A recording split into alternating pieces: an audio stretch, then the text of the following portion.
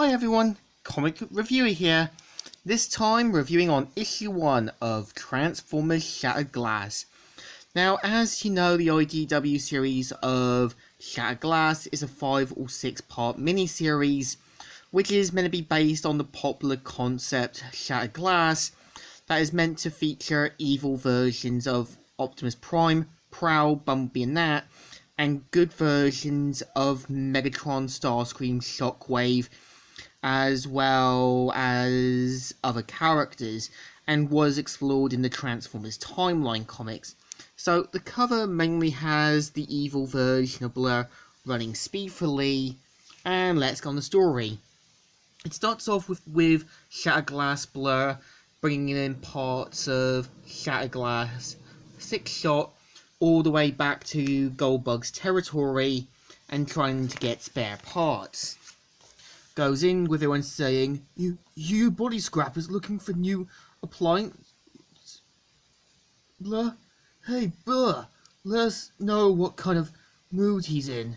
And we kind of got the Shattered Glass version of Ratchet working with a customer who says, I have asked you a trillion times to tell me when you're on your way. In case you can't tell, I have a patient. And so we see how Blur wants to know about the payments and that, and even Ratchet asks how he managed to do it. Points out he waited and found his target and brought it back.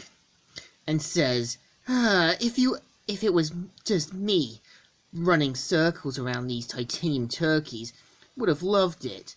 And we see how Ratchet even mentions about a possible bounty, and even how Goldbug wants to bring it alive, which Blur basically sets himself ready to go for the target, which is meant to be the Shattered Glass version of Starscream, who gets blasted by Shattered Glass versions of Chrome Dome and Hardhead, who say, I know we're supposed to take him in alive, Hardhead, but Goldbug didn't say anything about leaving a few cracks in the gear. One thing you should know about me. I'm incredibly vain. I don't take to denting and cracking levy well. I've got a dent right here. And we see how basically Chrome Dome and Hardhead are basically taken down by Blur, who joins in to try and play the whole I've now joined the good guy's side. And of course we see him saying, Blur, what do you think you're doing with Starscream? And of course we see Starscream helping take them down, and mainly ends up going to Static City, where Blur tries to play the whole nice guy routine, who says, You're an Autobot. Yeah, I mean, technically, there is no technically. When it comes to Decepticons and Autobots, you're either with the Tyrants or against them.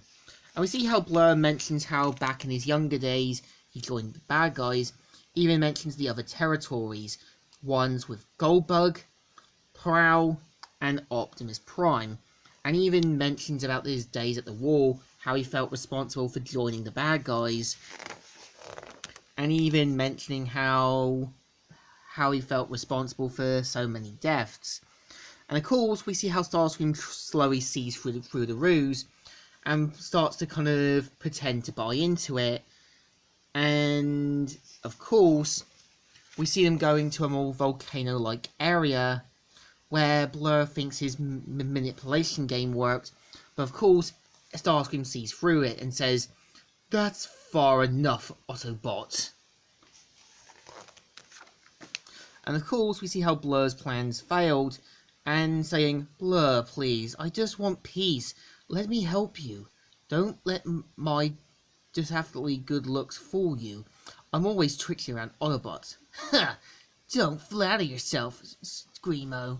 And of course tries to blast him, but of course Starscream tries to use the volcanoes and that to his surroundings, and says, Where did you're already swinging at air, give it up.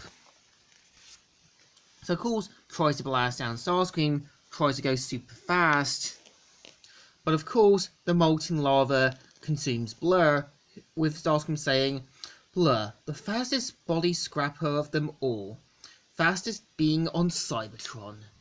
But didn't need to outrun you. I needed to outthink you.